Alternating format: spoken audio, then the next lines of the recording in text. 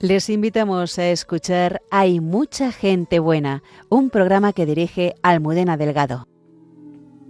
Here comes the sun, doo-doo-doo. Here comes the sun, I say it's alright.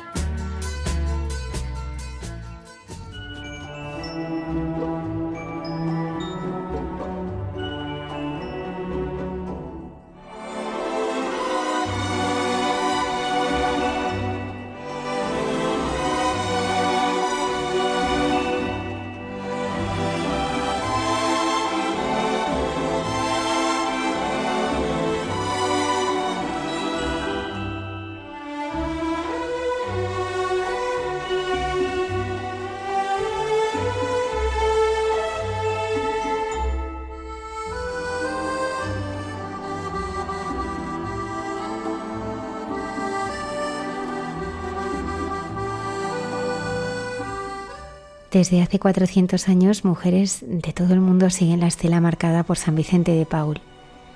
Esta noche entrevistamos a una de ellas, Pilar García, presidenta de la Asociación Internacional de Caridades en España. El padre Miguel Márquez nos descubre los guiños que Dios le ha hecho esta semana. El padre Alberto Rollo nos trae los santos de la puerta de al lado. Cayetana Jairi Johnson nos habla del parto del Mesías. La hermana Carmen Pérez y José Manuel Palomeque dialogan sobre el templo como espacio para abrirse a la realidad divina. Buenas noches y bienvenidos a nuestro programa. Muchas gracias por estar ahí.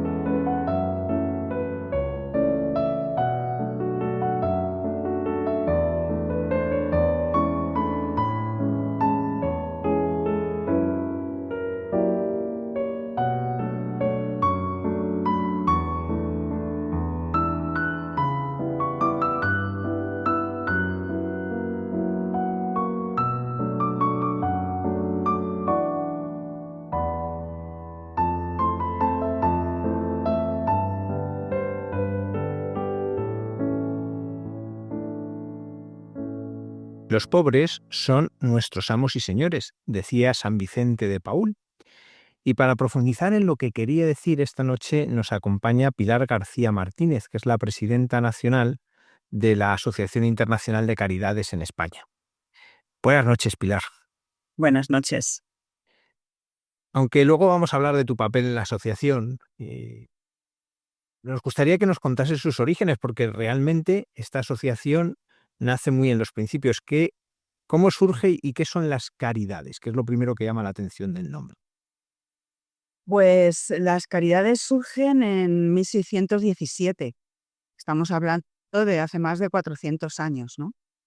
Y nacen de un sermón que hace San Vicente de Paúl el día 20 de agosto de 1617 en Chatillon, pidiendo ayuda para una familia que necesitaba pues alimentos, atención, porque estaban todos enfermos. Estamos hablando de que en el 1617 en Francia, en esa época, pues guerras, hambre, de todo lo que nos podemos imaginar malo, pues ocurría en esa época, ¿no? Y entonces pues había había una familia enferma y entonces San Vicente se siente pues tocado y entonces hace un sermón en el que pide ayuda para esta familia.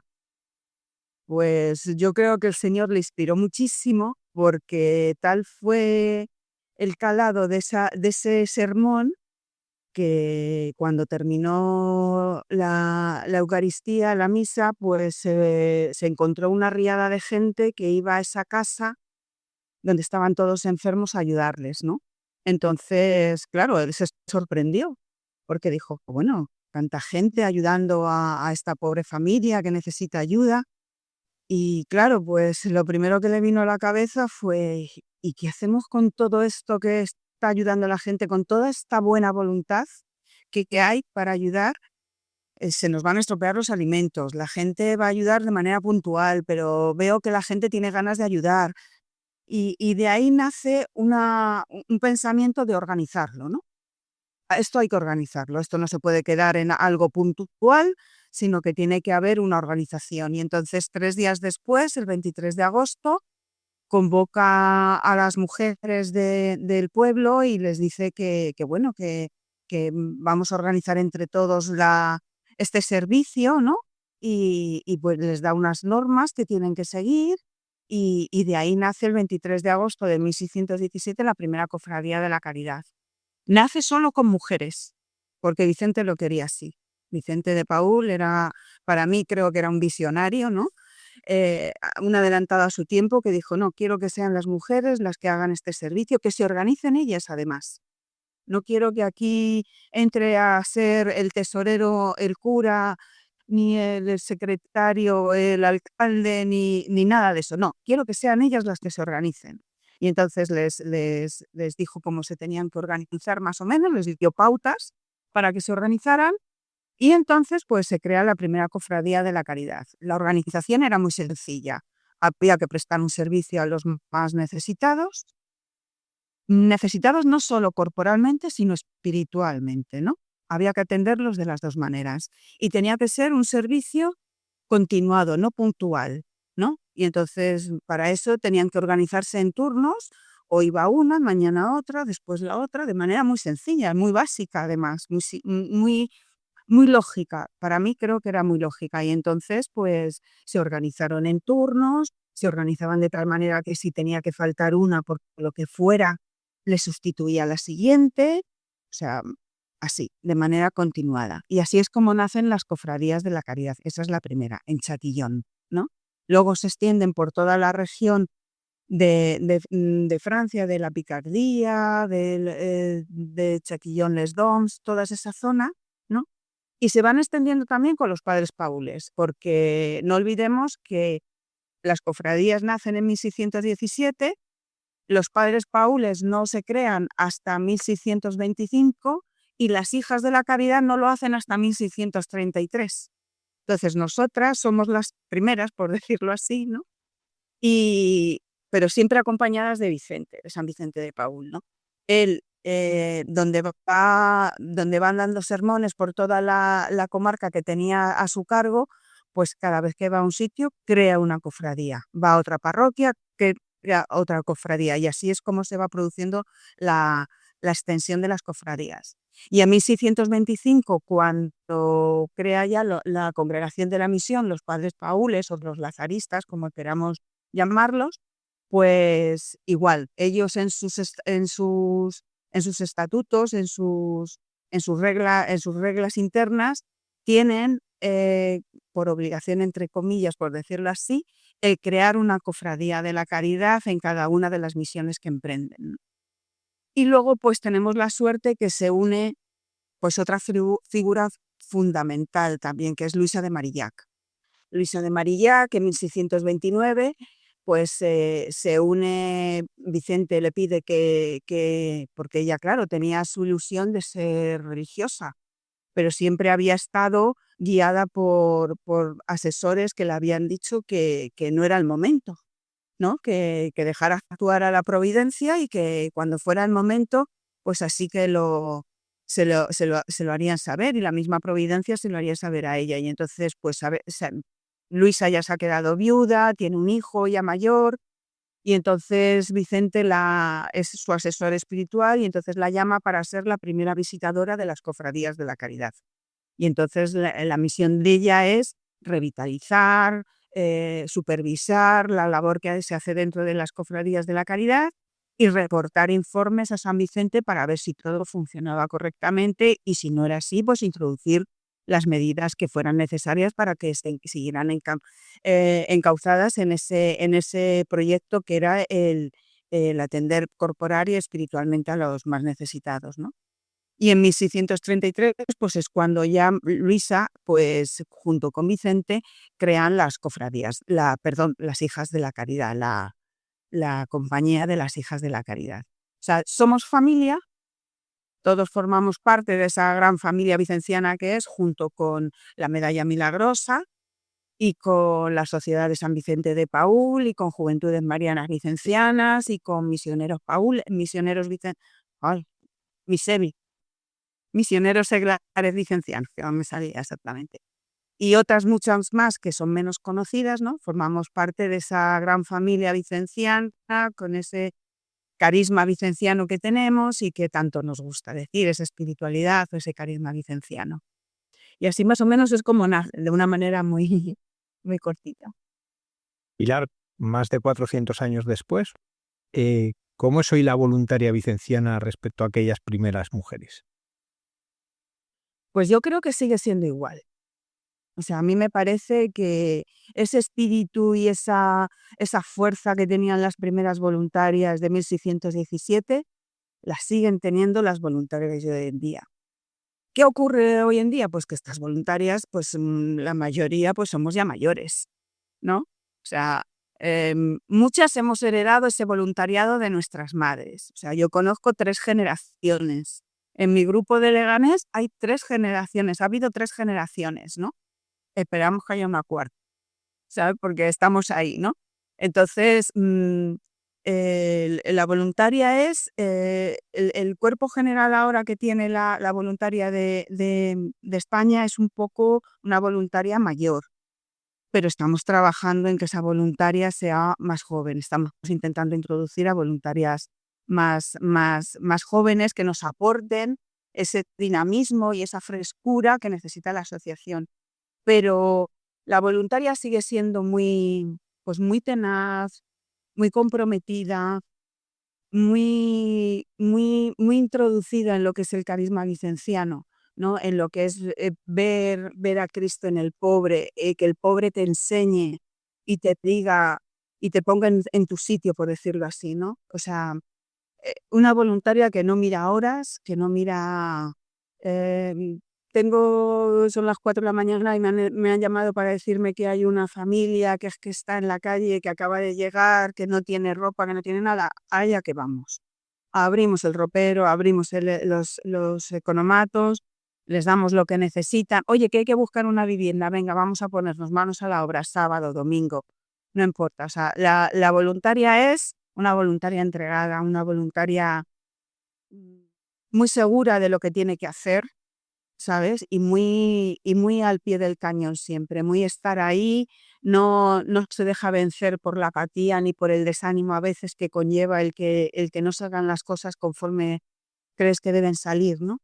Pero sí que es una voluntaria con muchas ganas de hacer cosas, con muchas ganas de estar ahí y con muchas ideas, porque ahora mismo tenemos gente que tiene muchas ideas y muchas, una visión muy clara de por dónde tiene que ir la asociación para seguir adelante. Pilar, ¿cómo aprendiste tú a ver en los pobres a tus amos y señores? Pues yo creo que eso se aprende solamente haciendo voluntariado.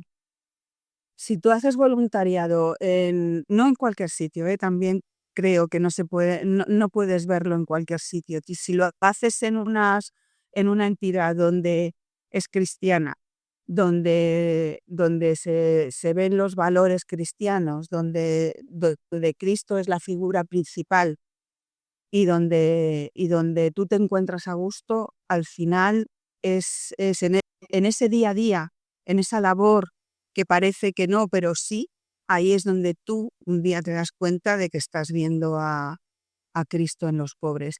Y sobre todo es donde ves que no sé exactamente si somos frágiles, pero sí que estamos en un lado y muy fácilmente podemos pasar al otro lado. Donde está ese al que estoy ayudando, donde está ese al que me ha pedido ayuda, donde está esa persona que me necesita y que no necesita grandes cosas, necesita solamente un abrazo y principalmente que la escuches. Necesita principalmente que la escuches. Hay muchas personas que vienen y ahí es donde te das cuenta de esas personas que necesitan solamente el escuchar, donde dices, aquí está este Cristo que me está llamando y que me está diciendo, estoy aquí, mírame bien, con esos ojos que te he dado, abre los brazos, abre los ojos, abre tus sentidos y siente que estoy ahí, ¿no? A mí me parece que es ahí, pero yo creo que no es, eso no se aprende, eso hay que vivirlo y vivirlo en ese servicio diario, ¿no? Porque yo creo que eso, vamos, a mí por lo menos personalmente, no es una cosa que digas, anda, veo a Cristo ahí en aquel señor que está en la calle tirado. No, es cuando tú ves una sonrisa, cuando te devuelven esa sonrisa o esa mirada diciendo, voy a confiar en ti, ¿no? Porque eso es muy importante, ¿no? Que digan que van a confiar en ti, que es porque se sienten queridos, porque se sienten aceptados, porque se sienten acogidos. Y entonces es cuando tú empiezas a ver ahí que hay ahí algo más que ese rostro normal y que ese rostro de humano, y es cuando aparece ya, creo yo, por lo menos para mí, la otra figura, que es la de Cristo.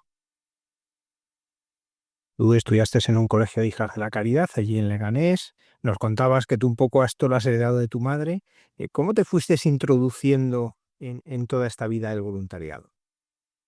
Pues me fue introduciendo ella porque, y a muchas nos pasa, ¿no? Pues yo no estaba me había casado, tenía yo a mis hijos, ya eran un poquito más mayores y eran pues más o menos la chofer de ellas, ¿no? Porque me decían, mi madre lleva el taller de costura de Leganés, ¿no? Y entonces me decía, oye, necesito ir a comprar telas, ¿por qué no me subes a Carabanchel y tal? Bueno, pues venga, te subo. Oye, que es que hay que ir a por unos alimentos no sé dónde y tal. Pues venga, vamos para allá. Y oye, que hay que hacer las bolsas de Navidad y tenemos que hacer no sé cuántas, 100 y pico de bolsas y no tenemos gente y tal. Pues venga, voy.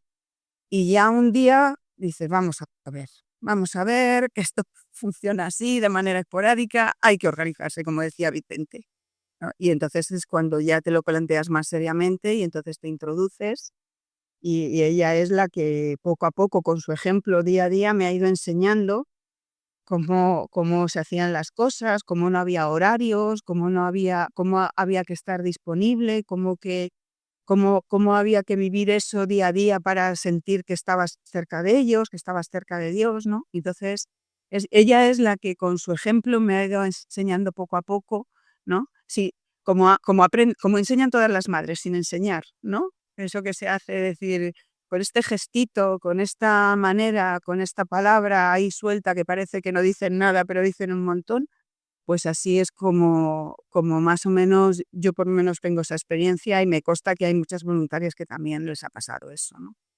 Y bueno, y en el colegio, pues hablándonos de San Vicente y Santa Luisa, del Carisma Vicenciano, primero estando en Juventudes Marianas, ¿no? Cuando no era Juventudes Marianas, que era equipos marianos de apostolado seglar. Es que somos muy mayores ya. Y entonces, pues a partir de esas catequesis que se daban en Juventudes, pues te vas introduciendo en el carisma y luego ya pues tienes que madurar y tienes que hacer el siguiente salto, ¿no? Que es pasar de una rama de la familia más joven, más centrada en la formación, pues pasar luego a lo que es para ir complementando, ir creciendo espiritualmente, pues en la acción, ¿no? Y así es como me introduje en el voluntariado. De una manera abrupta, además, porque nada más entrar me eligieron presidenta de grupo, ¿no? Eran todas madres de mis amigas, porque son las mamás del colegio, ¿no? Y entonces eran las padres de mis amigas, que claro, me tratan como su hija y a veces pues eso es muy malo, ¿sabes? Pero bueno, no, es muy, muy gratificante, ¿no? Y luego ya pues fui a la Nacional como tesorera. Luego ya terminó mi mandato como tesorera de 6 años, hice otro me dijeron, me presenté para secretaria y luego ya pues pasados 6 años pues para presidenta. Conchi Santiago, que es la anterior presidenta nacional, pues confió en mí para hacer ese relevo y bueno, luego pues tuve la ratificación de toda la asamblea, que es donde se elige, y entonces confiaron en mí para que fuera presidenta nacional. Luego hablaremos de lo que tienes que hacer, pero antes de eso me gustaría preguntarte, ¿ha habido algún momento, algún encuentro con un pobre, con una situación concreta que a ti te haya marcado especialmente? Pues sí, hace, me parece que fueron 3 años, ¿no? Bueno, ha habido 2 momentos. Uno la pandemia. O sea, la pandemia fue muy, muy aleccionador y muy de ponerte los pies en la tierra, de decir, te estás aquí, pero mañana no estás. El salir a repartir comida por Madrid cuando nos llamaban a la asociación, oye, podéis ir a una familia a llevarle comida que no tienen nada, ¿no? Me acuerdo de una madre que tenía un niño con síndrome de Asperger en Villaverde y no tenía nada más que un yogur en la nevera para ese día. Y entonces me acuerdo que fui con mi hija en aquel entonces, pues fuimos 2 y era terrorífico ir por Madrid todo vacío, ¿no? Y luego llegar a aquella casa y ver la nevera vacía, yo pues como que no lo concibes a veces, ¿no? Y entonces pues fue un momento de ponerte los pies en la tierra, ¿no? Y otro que yo estaba muy desanimada hace 3 años, ese fue hace 3 años, muy desanimada porque no veía yo avanzar en conseguir logros, ¿no? O sea, estamos muy acostumbradas que los grupos de voluntariado den comida, den ropa, ¿no? Y den, pues, cosas materiales, ¿no? Pero recuerdo el rastrillo de esas Navidades porque venía una persona a comprar siempre cosas que luego él podía, em, o pintar, o manipular, o hacer otra cosa, ¿no? Con ellas, ¿no? Y siempre se llevaba cosas, pues, muy muy raras, ¿no? Del rastrillo que nadie quería, lo que nadie quería se lo llevaba, ¿no? Y, y yo estaba muy desanimada. Es una persona que había tenido mala suerte en la vida, se había separado, había perdido el trabajo, había perdido la casa, estaba viviendo en una habitación, en otro lado y tal y cual. Y entonces, yo decía, Dios mío, digo, ¿cómo es que no podemos, desde la asociación, hacer algo por esta persona para que vuelva a ocupar ese sitio que tiene en esta sociedad, que le corresponde por justicia, ¿no? Entonces yo decía, digo, madre mía, digo, ¿qué estaré haciendo mal yo como presidenta de grupo? Digo, que es que no consigo yo llegar hasta a esta persona y poder hacer ese cambio que necesita, ¿no? Y yo decía, digo, madre mía, digo, ¿cómo lo hago yo, no? Y la oportunidad se presentó al poco tiempo porque hablé con él, le dije, ¿tienes ganas de trabajar? Me dijo, sí. ¿Estás dispuesto y te vas a hacer responsable? Sí. Vale, dame tu currículum. Digo, no te garantizo nada. Digo, voy a moverlo por ahí. Y hoy en día esa persona está trabajando, tiene una habitación, creo, o vamos, que tiene una vivienda, tiene un techo, se está formando, está avanzando en su vida. Y ahí es una de las cosas que dije yo, "Uf, menos mal, hemos conseguido algo, ¿no? Algo que no sea solamente momentáneo de entregar comida, ¿no? De, de decir, estoy dando la caña para que pueda pescar, ¿no? Le he dado la caña para que pueda pescar y entonces eso desde el grupo pues fue bueno, ¿no? sea, es un momento que yo ahí estaba pensando que no, que lo que hacía no estaba bien, que me estaba equivocando, que lo estaba haciendo mal y sobre todo pensaba que que nuestra asociación se merecía o que las personas a las que atendíamos, a las que dábamos ese servicio, se merecían algo más de nosotros, ¿no? Que nosotros teníamos la obligación de hacer algo más, ¿no? Y yo ahí estaba muy desanimada y cuando surge eso es cuando dices, vale, tenemos momentos flojos, momentos en los que dices, no vale para nada lo que estoy haciendo, no voy a ningún lado, no consigo nada para estas personas, no soy capaz de darles lo que necesitan, ¿no? En realidad, que es de lo que se trata, ¿no? Y entonces fue cuando dije, bueno, ahí hemos conseguido algo, por lo menos uno, y estamos ahí en ese camino, ¿no? En ese camino de intentar dar cañas de pescar más que dar ayudas puntuales que son necesarias también, ¿eh? Yo no digo que no, porque entre que tú das la caña de pescar y llegan aquí, desde que tú les encuentras hasta que les das la caña para que pesquen, hay un lapsus de tiempo muy grande a veces, que no es corto, y ahí necesitan esa comida, esa ropa, esa luz, ese alquiler, yo qué sé, ese curso de formación, ¿no? Y ahí es donde tenemos que estar también, no solamente en conseguir grandes cosas, sino en esas pequeñitas que van sumando y que van a hacer que lleguen al final de su trayectoria y consigan eso, el que se reincorporen en la vida y en la sociedad que es un derecho que tienen, ¿no? Que les corresponde por justicia. ¿Cómo influyó a la hora de decidirte por tus estudios el bagaje que llevabas de espiritualidad vicenciana? Pues mucho, porque una de las cosas que yo quería, porque yo estudié magisterio, empecé a estudiarlo con 40 años, tengo 59, o sea que, pues fue porque creía que había una necesidad, para mí lo más importante es la educación, ¿no? Y entonces una de las cosas que San Vicente siempre decía, siempre era la formación. La formación, lo primero que crea son escuelas, San Vicente, ¿no? Y enseña a los niños a leer, a escribir, les da una capacitación, ¿no?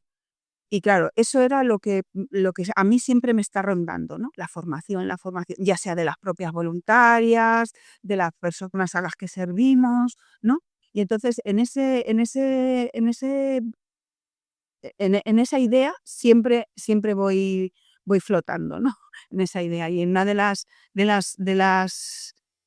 las cosas que pensé era hacer un proyecto para ayudar a niños. Sobre todo porque en Leganés hay una población infantil bastante elevada y población inmigrante, ¿no? Que viene sobre todo de Marruecos, ahora mismo hay mucho latinoamericano, también de países del este, ¿no? Y bueno, el estudiar magisterio me enseñó que hay una parcela de ellos pues que no conocemos y es que bueno, y que está ahí y que es evidente, ¿no? Que es que el lenguaje les influye muchísimo, sobre todo a los marroquíes, ¿no? ¿Y por qué? Pues porque en su casa hablan marroquí y los padres no se esfuerzan muchas veces por enseñarles la lengua vehicular del colegio, ¿no? Y entonces, pues claro, les cuesta mucho, ¿no? Y no tienen acceso a veces a clases de apoyo, ¿no? No es suficiente con lo que les dan en el colegio, ¿no? Y muchos de ellos luego de manera particular no tienen acceso a esas clases particulares. Entonces, la idea de hacer un proyecto de clases de refuerzo y apoyo combinado con una merienda saludable, es que tenemos un proyecto que se llama MICRA, ¿no? Que corresponde a las siglas de merienda y clases de refuerzo y apoyo, ¿no? Y entonces, pues ahí se les da a los niños una merienda todas las tardes, los lunes y los jueves, y luego también se les da un refuerzo. Y entonces, pues en esa idea de que la educación y la formación es importante, pues por eso yo me decidí a estudiar magisterio, ¿no? Nada que ver con lo que había empezado y que no terminé, que fue empresariales, ¿no? Pero vamos, yo una particularidad, una curiosidad mía es que yo, por ejemplo, hacía natación, ¿no? Y yo hasta los 20 años estaba compitiendo en natación sincronizada, ¿no? Y entonces, de ahí el máster que te he puesto en gestión y administración de instalaciones deportivas, ¿no? Porque había una cosa antes que tenía el ministerio junto con el Comité Olímpico Español que te hacían, por ser deportista de alto rendimiento, pues te daban acceso a determinados estudios sin haber terminado la carrera, ¿no? Y entonces, pues una de las cosas que hice fue esa, ¿no? Y bueno, y luego ya posteriormente, ya te digo, lo de magisterio que iba encaminado sobre todo a dar una formación a las voluntarias y a dar una formación a las personas que necesitaban nuestra ayuda, así más o menos. ¿Y tu familia cómo ha configurado tu espiritualidad vicenciana? ¿Cómo ha configurado tu vida familiar? Pues, pues la ha configurado de una manera como muy llevadera, ¿no? Porque mm, muy natural, ¿no? O sea, nadie se ha sentido excluido, nadie se ha sentido obligado, nadie a creer en ese carisma. Eh, a- Tengo pues, la suerte de que mi marido me apoya muchísimo, ¿no? O sea, él nunca, oye, que me tengo que ir, que nunca te dice no. Oye, que hemos quedado, ya, pero yo no tengo esto y no puede ser. Y tal. Y eh, yo creo que lo han aceptado de manera muy natural, ¿no? Ellos lo viven conmigo, son partícipes muchas veces, sobre todo mi marido y mi hija, son muy partícipes de lo que yo hago, porque vienen conmigo a ayudarme muchas veces. Cuando nos encontramos con alguna dificultad en el grupo, pues voy tirando de ellos, igual que las demás voluntarias, que van tirando de su familia, ¿no? Ellos son los voluntarios en la sombra, ¿sabes? Porque son los que llamas corriendo y les dices, oye, que te vayas a por no sé qué, que hay una necesidad y allí nos van a dar no sé cuántos kilos de arroz, por Dios, vete a por ellos, ¿sabes? Y ellos dejan todo también, todo lo que tienen y van a por ello, ¿no? Oye, que tenemos que hacer un porte y tal, oye, ¿me dejas una furgoneta? Sí, sí, venga, toma la furgoneta, llévatela, ¿no? Esos son la característica general de todas las familias vicencianas, ¿no? Que están implicadas ahí con todos, ¿sabes? Con las voluntarias que somos las titulares, pero luego ellos son los que nos acompañan y que nos hacen mucho más llevadero el ser voluntario, ¿eh? Porque ellos, ya te digo, que son los voluntarios en la sombra, los que de verdad no se ven, ¿no? Los más humildes, los más dispuestos y los más comprometidos, porque sin haber hecho ningún compromiso, están comprometidos de manera, pues, muy libre, la verdad. Algunas cosas ya han salido, pero ambos señores, pero también se convierten en maestros muchas veces los pobres, los necesitados. ¿Cómo vives tú eso de recibir lecciones de aquellos que a priori uno lo que va a hacer es ayudar? Pues, es una lección para mí, muy importante de humildad. Es los que te ponen los pies en la tierra y te dicen: "Oye, la línea está ahí entre el cómo estás tú y cómo estoy yo, pero pasar de un lado a otro es muy fácil, más fácil de lo que nos creemos y más posible de lo que nos podemos llegar a imaginar", ¿no? Una de las cosas más duras que yo he vivido ha sido ver a una compañera de curso venir a pedir ayuda. Eso yo pensé que no lo iba a ver nunca.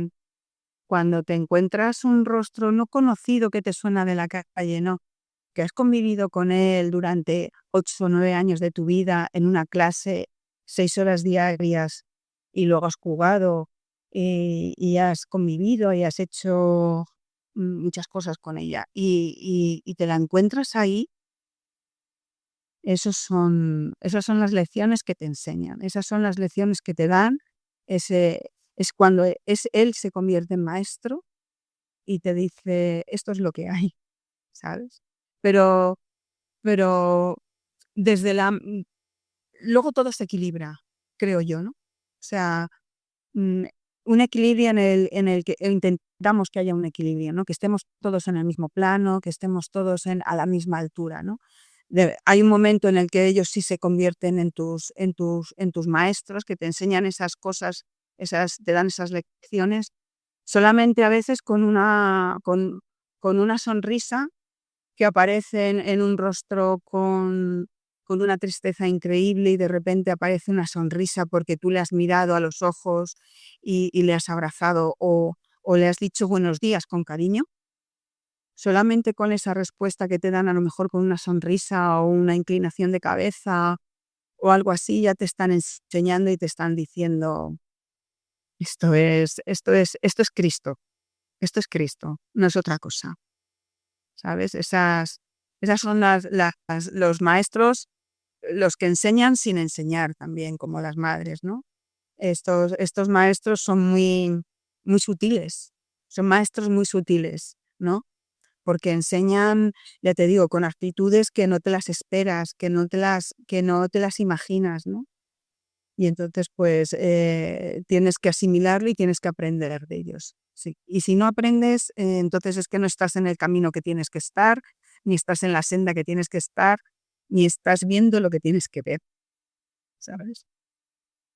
Pilar, nos has contado que ocupaste varios cargos hasta que te eligen presidenta. ¿Cuál es tu función como presidenta de la Asociación Nacional de Caridades, dentro de la Asociación Internacional de Caridades? Pues yo creo que la misión no es dirigir, sino conservar el carisma vicenciano, esa espiritualidad, ese sentir que las personas a las que servimos son nuestros amos y señores, conservar eso hoy en día para que la asociación siga funcionando, ¿no? No sé si fue San Vicente o alguien de la congregación que dijo que la AIC era una obra de Dios y que no se podía dejar perder, ni morir, ni que se deshiciera, ¿no? Y entonces esa es la labor que tenemos, ¿no? La de difundir un carisma, la de difundir una manera de estar aquí, ¿no? Para construir un reino, ir construyendo ese reino que nos indica Cristo y conservarlo para todos, ¿no? Em, Mi labor yo creo que es esa, ¿no? No es dirigir la asociación. Para dirigir la asociación es un equipo, no soy yo sola. O sea, es un equipo de personas que hay una junta directiva, hay 9 delegadas regionales, 4 vocales, un asesor, un padre Paul asesor, una hermana hija de la caridad asesora, y todos conformamos un equipo, la dirigimos entre todos, la, la, la llevamos adelante entre todos. Somos equipo, somos un nosotros, no es un yo, sino es un nosotros que camina junto y que eso es lo que intentamos hacer, ¿no? Hemos pasado de una asociación, pues nos ha costado mucho, porque nos quedamos un poco parados. eh, hasta, hasta el 2000, 2005, 2006 estuvimos muy parados y entonces hubo un cambio con Conchita, la anterior presidenta, que ya nos dirigió hacia una asociación mucho más activa, mucho más dinámica, mucho más participativa, mucho más abierta, mucho más transparente, ¿no? Mucho más de todas las voluntarias, no de unas de unas pocas que estaban ahí, que le dirigían y que parecía que lo que decían era pues norma y que había que cumplir a rajatabla, ¿no? Ahora somos mucho más claros, más transparentes, ¿no? Y yo creo que mi labor es esa, llevar a la asociación en esa continuidad y trabajar por ser cada día más transparentes y sobre todo trabajar por difundir el carisma vicenciano y trabajar por la salvación de todos. O sea, no es una cosa particular nuestra, sino para todos. El que estemos trabajando para que todos consigan llegar a ese reino que es el que todos queremos, al que todos queremos llegar.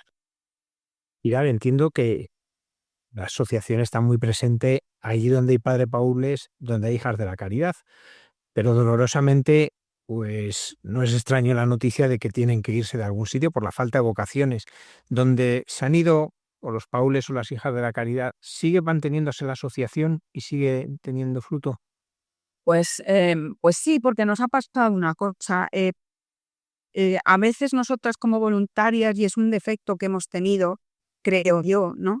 Que es que no nos hemos valorado nosotras, ¿no? Fíjate, cuando te comentaba, cuando tú me preguntabas por la creación de las cofradías, San Vicente elige mujeres para que se dirijan ellas. Y sin embargo, nosotros en un momento dado nos hemos dejado dirigir mucho por las hermanas y los padres, ¿no? Entonces hay grupos en los que donde ha desaparecido el padre o la hermana, sí que es cierto que pues al final han desaparecido, ¿no? Y tienden a desaparecer, ¿no? Intentamos recuperarlos, porque como te he dicho antes, esto es una obra de Dios y no se puede dejar perder ni uno solo de los grupos, vamos, que tenemos, ¿no? De los 105 que tenemos en España, ¿no? Entonces, intentamos recuperarlos, ¿no? Sí que es cierto que nos cuesta muchísimo trabajo, pero también es cierto que estamos haciendo una labor para que eso no ocurra, ¿no? Los padres y las hermanas desaparecen de muchos sitios, pero si han sembrado bien la semilla, ellas y ellos, la asociación perdura, ¿sabes? O sea, si ellos han sabido el coger y afianzar el carisma vicenciano, eso no impide a veces que aunque ellos se marchen, el grupo de la AIC permanezca. No sin dificultades, también lo digo, pero bueno, ahí está toda la asociación para apoyar y el resto de los grupos para poder apoyarles y que salgan adelante, ¿no? Pilar, no podemos dejar de hablar de nuestra madre. ¿Cómo inspira tu labor la milagrosa al frente de la asociación?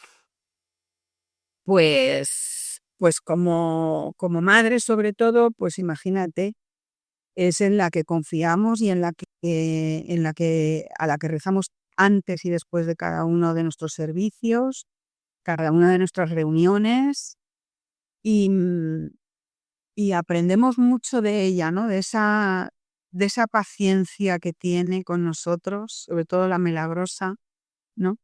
De esa preocupación que tiene porque, pues como tuvo con las hijas de la caridad, ¿no? De que estaba muy preocupada, ¿no? La Virgen, y por eso se aparece, le dice Santa Catalina Labouré que haga esa medalla, ¿no? Y, y es nuestra guía, ¿no? Cada día es junto con Cristo, madre e hijo, allí juntos, dirigiéndonos y llevándonos por el camino, inspirándonos, ¿no? Eso es lo que María hace cada día con nosotros, ¿no? El enseñarnos, el acogernos bajo su manto, enseñarnos que la acogida suya de ese manto es la que tenemos que realizar con las personas a las que servimos, escuchando la escucha que tenemos que hacer con las personas a las que ayudamos, ¿no? La paciencia que tiene con nosotros, pues tenerla nosotros con las personas que vienen a pedirnos cualquier cosa, ¿no? Que nos presentan cualquier necesidad, ¿no? María es eso, es todo, es paciencia, es amor, es ternura, y es ahí donde, en ese ejemplo, donde tenemos que estar trabajando. María en sí es la primera voluntaria, ¿no? Muchas veces decimos cuando va a hacer esa visita a su prima Isabel, esa visita que hace, pues estando ella también embarazada, ¿no? Pues deja todo, va a ver a su prima y bueno, pues María es esa primera voluntaria también ayudando a ir a hacer una visita a domicilio, ¿no? Serían como curiosidad, vamos, ¿sabes?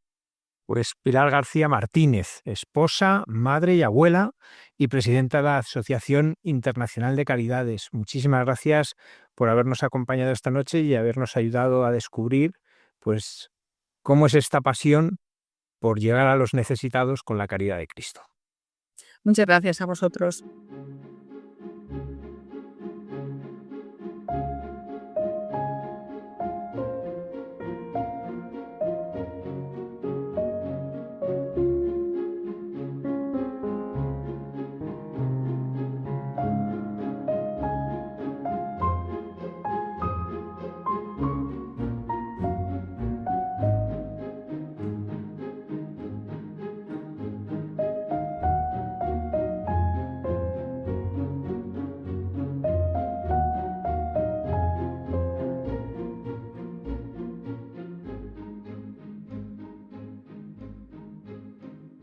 héroes anónimos que en lo escondido, sin ruido y sin ser noticia, hacen un mundo mejor.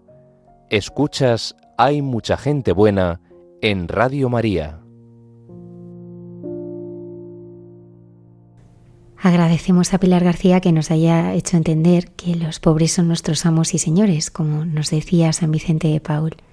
Y damos la bienvenida ahora al Padre Miguel Márquez con su sección Dios nos hace guiños.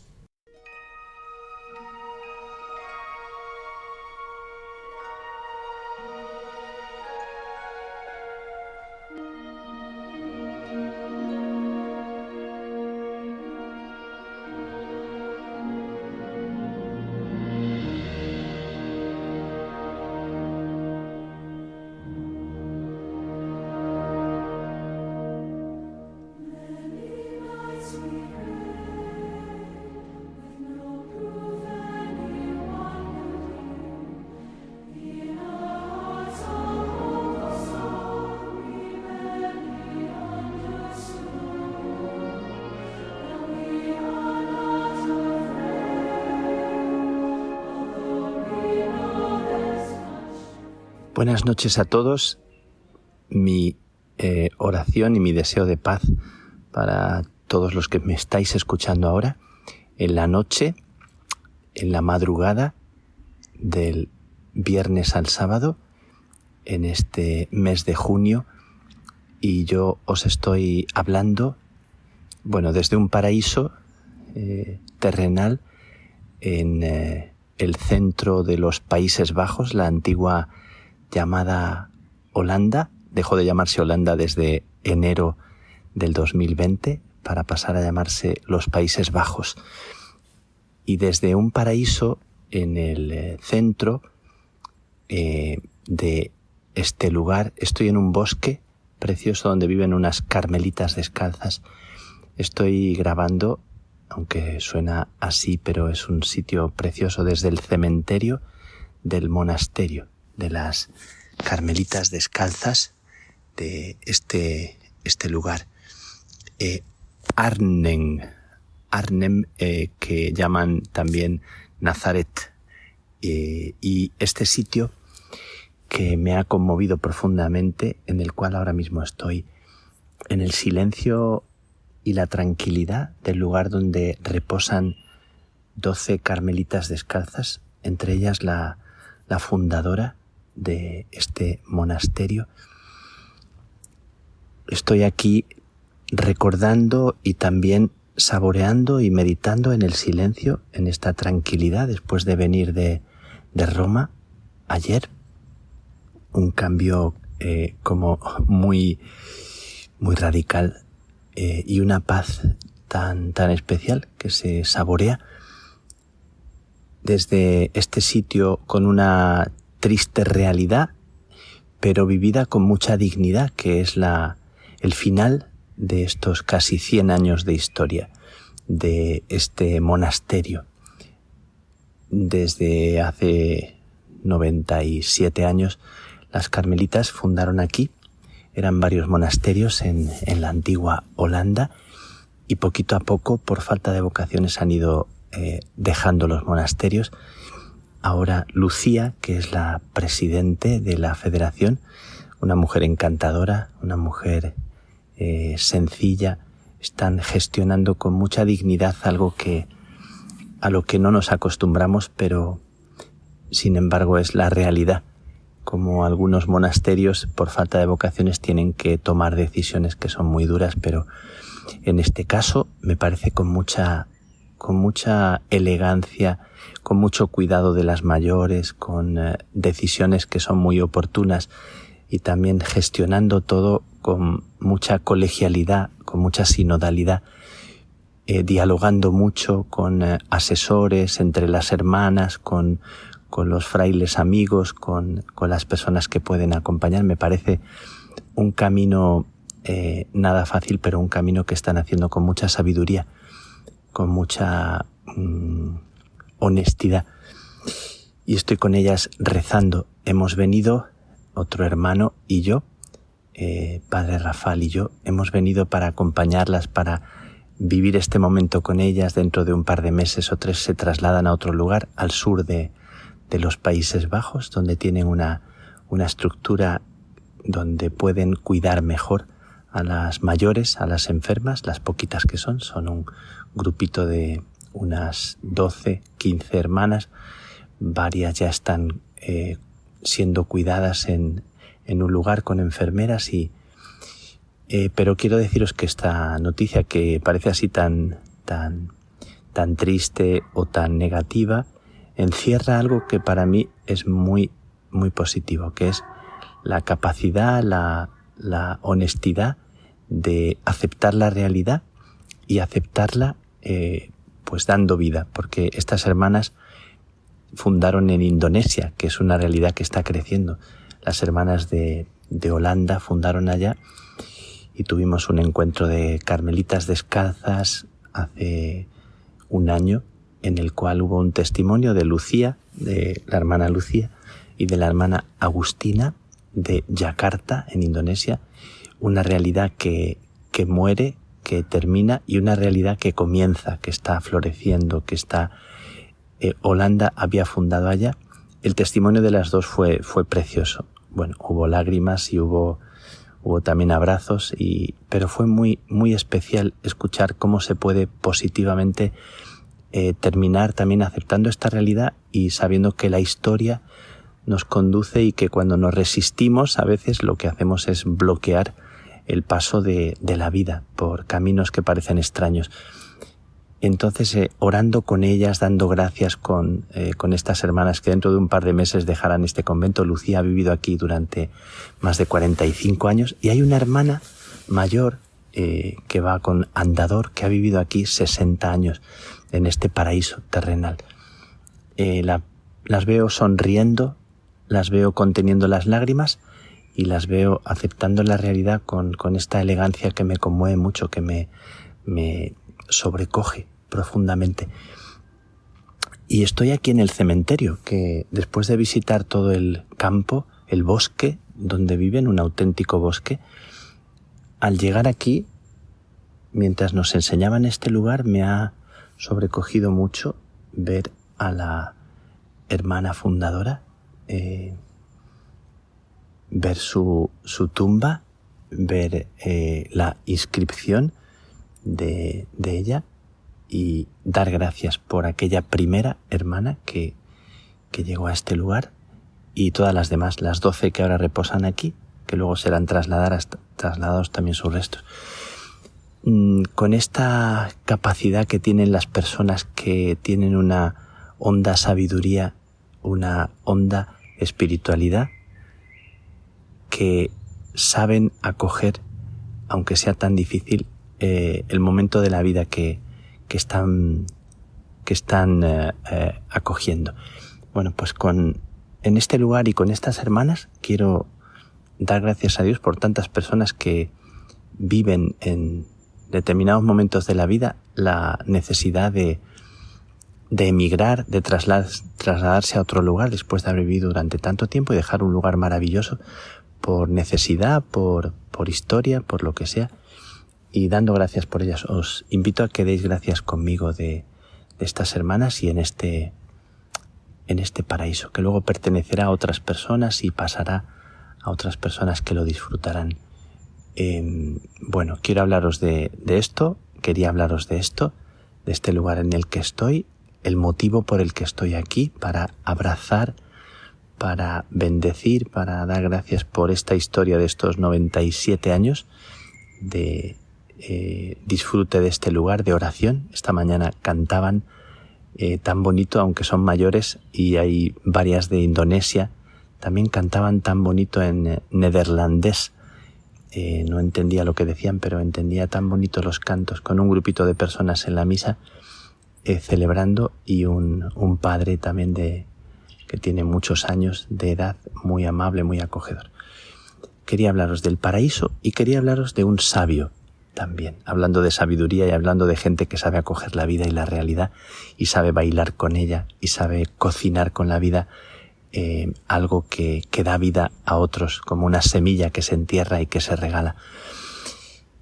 había pensado titular esta sección, este día, como El paraíso y el mago Merlín, porque me he encontrado con un carmelita, Ezio Battaglia, un carmelita, hermano mío, que es farmacéutico hace muchos años, con su barba ahora blanca, que parece un Merlín, un mago Merlín, en su farmacia de Santa Ana de Génova. Desde hace muchos años heredó la sabiduría de la farmacia de otro carmelita, que a su vez la heredó de otro carmelita.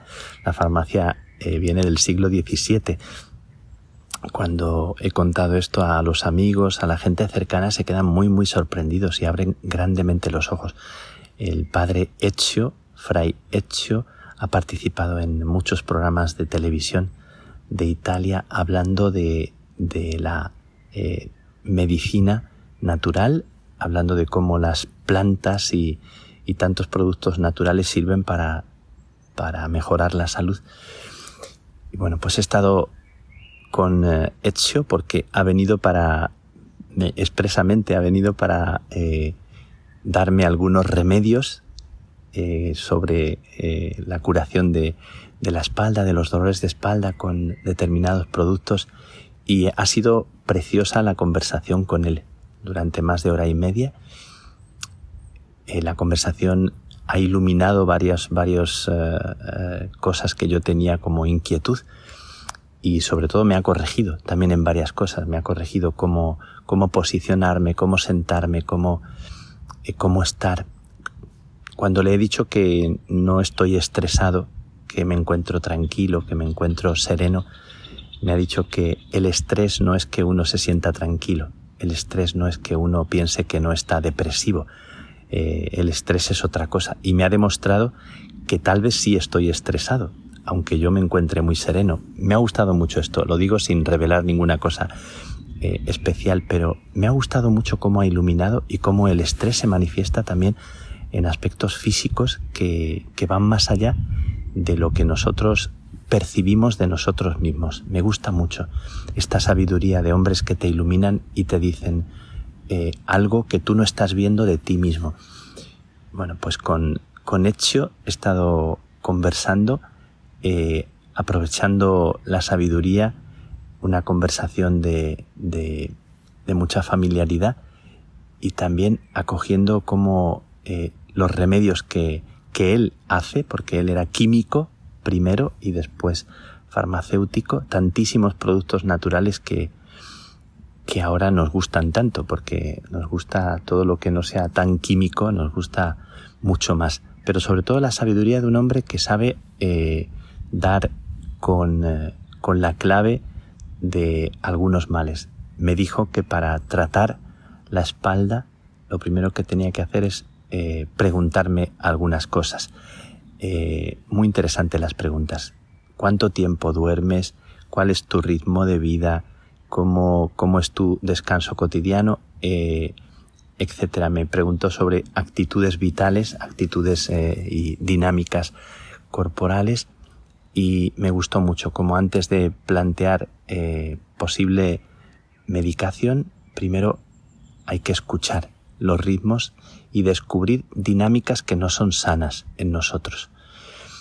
Me parece que tenemos que primero escuchar nuestro propio cuerpo y luego escuchar a sabios que los tenemos al lado, que a veces nos recomiendan cosas y los escuchamos, eso, nos entra por un oído y nos sale por el otro oído. Como esa sabiduría que está ahí y que la tenemos al lado y que parece que no reaccionamos hasta que el cuerpo no grita, hasta que el cuerpo no te lanza un aviso y te paraliza. Pero ya hace mucho tiempo que hay algo que te está gritando, que te está diciendo una palabra, pero no reaccionamos hasta que no viene como una emergencia. Bueno, quería hablaros de Ezio, de Fray Ezio. Quería hablaros de la sabiduría que hay tan cerca de nosotros y no siempre la sabemos aprovechar. Quería hablaros de este paraíso en el que estoy, en medio de tantas situaciones tan duras, tan difíciles, tan dolorosas, en medio de nuestros hermanos que estamos con ellos dialogando, de Haifa, de Tierra Santa, del Monte Carmelo, las noticias que nos llegan de Gaza, continúa la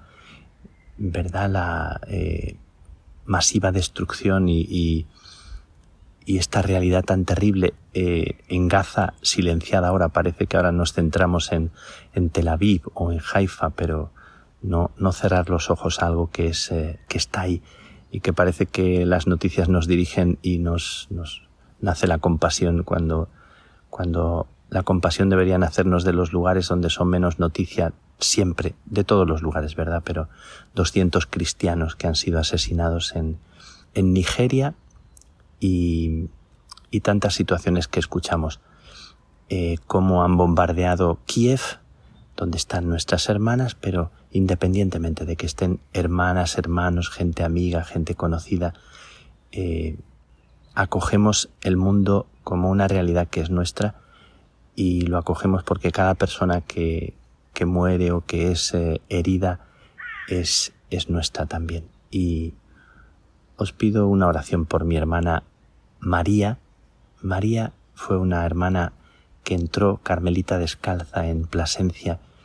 Ella trabajaba de China, trabajaba en un restaurante chino en Plasencia, en mi ciudad, y conoció el Carmelo de Plasencia, se enamoró del Carmelo, y yo hablé mucho con ella al principio, con esa medio lengua que tenía, hablando español como podía.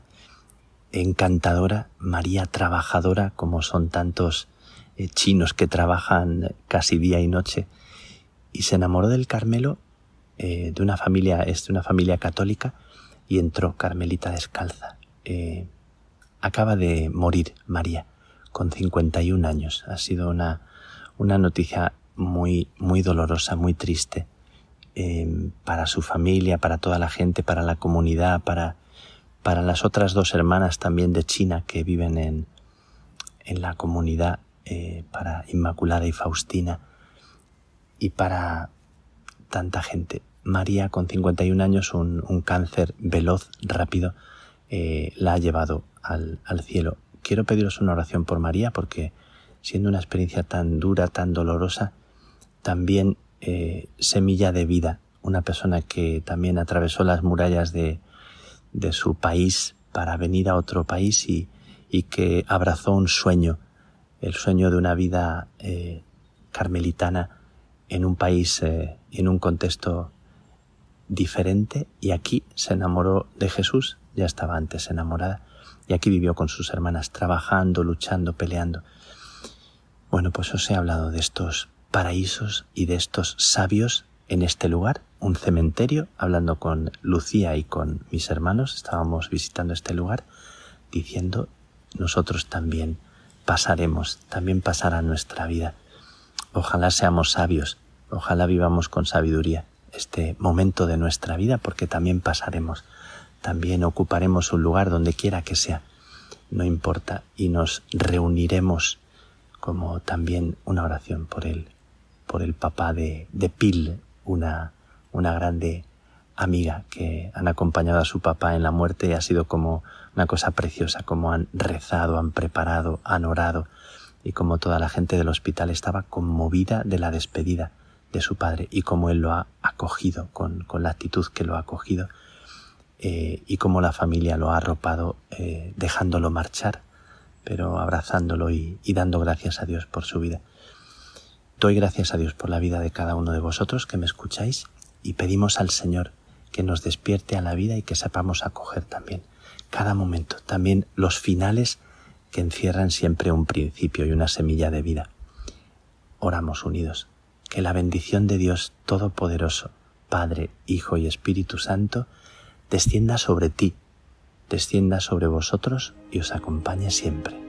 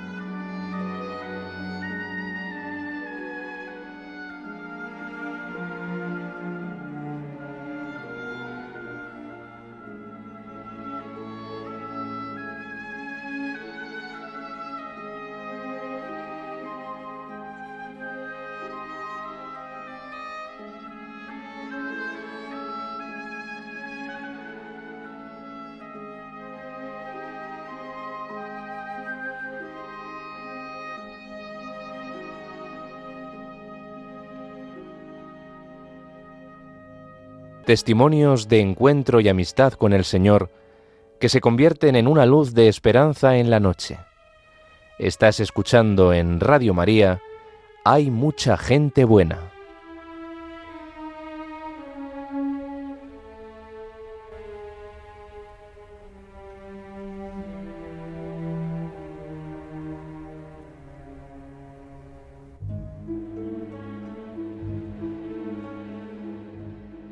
Los santos hacen vida al Evangelio, como nos cuenta el padre Alberto Rollo desde Roma, en Santos de Andar por Casa.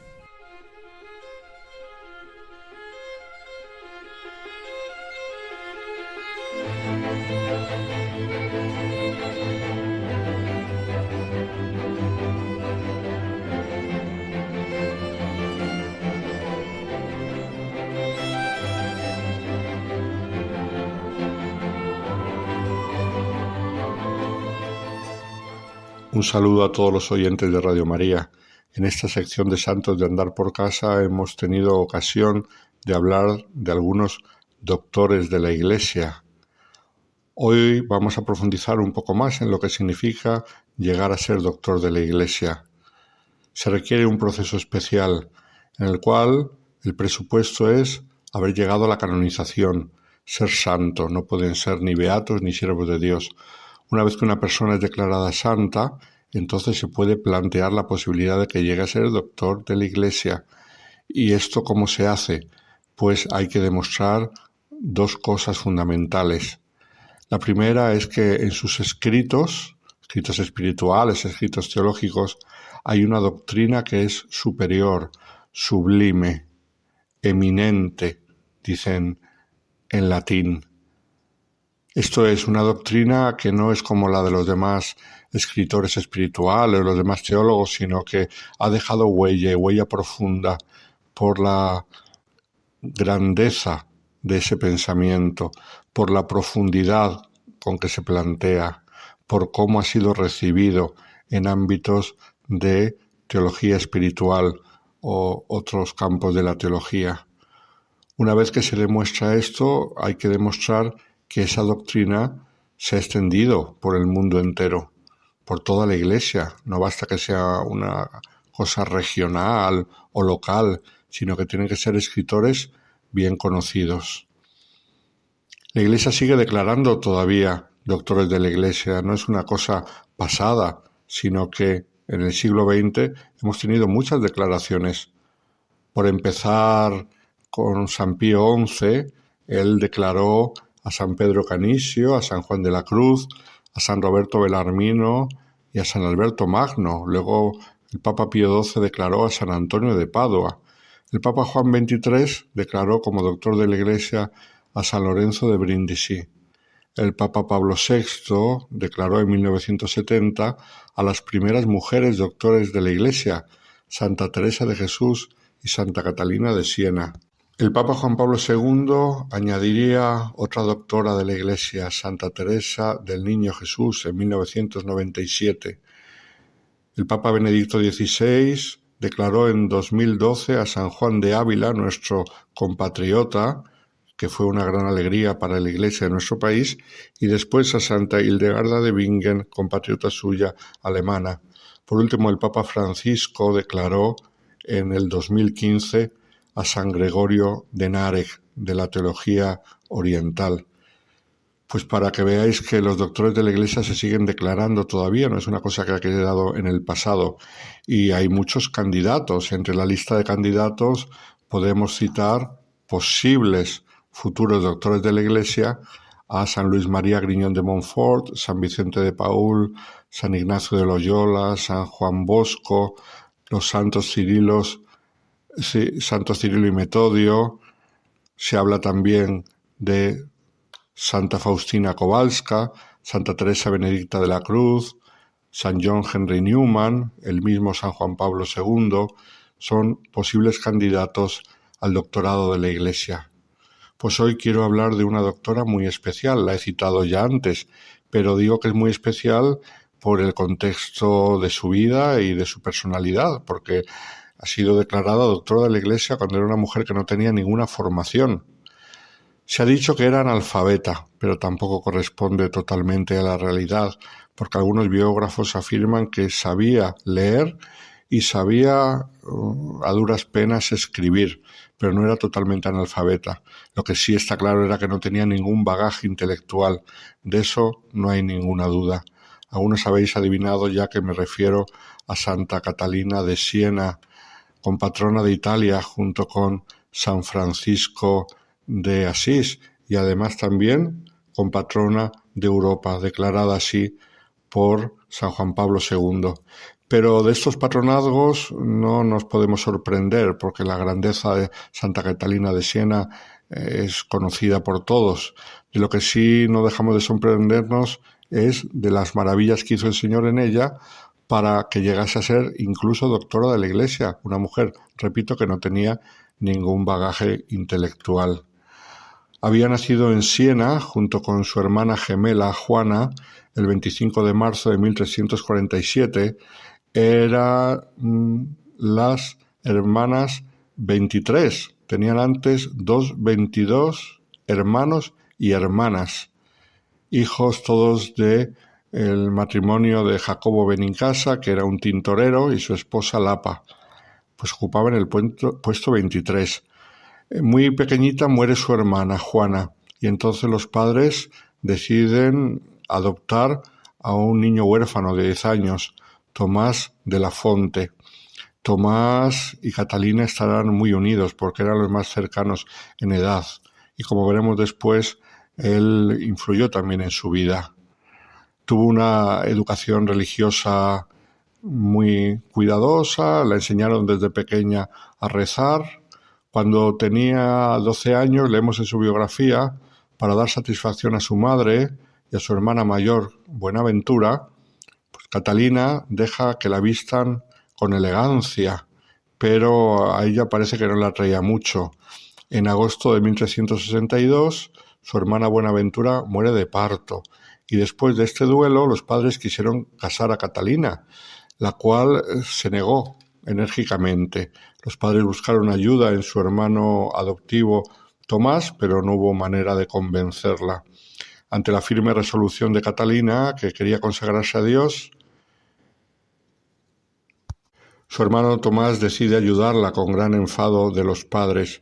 Ella poco a poco se irá encaminando, a pesar de la oposición de los padres, a la vocación religiosa, concretamente a la vocación de los dominicos, que era una orden entonces bastante nueva y bastante pujante en Italia y en toda Europa. Ante la determinación de Catalina, su padre al final le autoriza a unirse a las hermanas de la penitencia de Santo Domingo, que se llamaban le mantellate, esto es, las que llevaban un manto negro, denominado mantella en italiano. Entonces eran dominicas de una rama concreta, las mantellatas. Era un grupo compuesto esencialmente por viudas que se consagraban a las obras de caridad y se reunían para asistir a misa y recibir instrucciones religiosas. La presentó su madre, pero Catalina sufrió un rechazo por parte de las religiosas, que la consideraban demasiado joven y quizá demasiado exaltada. Sin embargo, poco tiempo después, impresionadas por el ardor y el coraje de Catalina, que había padecido una grave enfermedad y perseveró, sin embargo, en su decisión de ser religiosa, al final la aceptaron y tomó el hábito hacia finales de 1364. Una vez religiosa, el Señor empezó a otorgarle grandes dones místicos, entre los cuales, como sabemos, destacaron las llagas del Señor, los estigmas que recibió en Pentecostés de 1375. Por mediación de su hermano Tomás, su hermano adoptivo al que tanto quería, ella conoció a Bartolomé di Domenico, un joven dominico que la ayudará espiritualmente, la guiará, le enseñará algunos rudimentos de teología y sobre todo le dará un grandísimo amor a la Iglesia y le infundirá un amor a las almas. Este gran amor a las almas ella le llamará la doctrina de María, pues como ella mismo explicó, en su condición de hombre el Hijo de Dios estaba revestido del deseo del honor de su Padre y de nuestra salvación, y ese deseo fue tan grande que corrió en su ardor a través de las penas, la vergüenza y el ultraje hasta la muerte ignominiosa en la cruz. Así pues, el mismo deseo se produjo en María, pues no podía desear otra cosa sino el honor de Dios y la salvación de las criaturas. Poco a poco se empieza a hacer famosa como mujer de gran consejo y acuden a ella unos y otros. Incluso recurren a ella para temas de la orden. Concretamente, empieza a viajar y más allá de Siena. En el año 1374 la vemos compareciendo ante el capítulo general de los dominicos en Florencia. Pero la cosa empieza a trascender los muros del convento y se empieza a hacer famosa en la sociedad civil de Siena. Concretamente, una gran dificultad que había en aquella época entre la ciudad de Siena y la ciudad de Florencia, ella hace de mediadora y con esta ocasión visita a la ciudad de Florencia. También como mediadora entre conflictos locales fue enviada para visitar al Papa en Aviñón en el año 1376. ¿Y qué es lo que hacía el Papa en Aviñón? Pues por eso decíamos al principio que era un momento muy difícil de la historia de la Iglesia.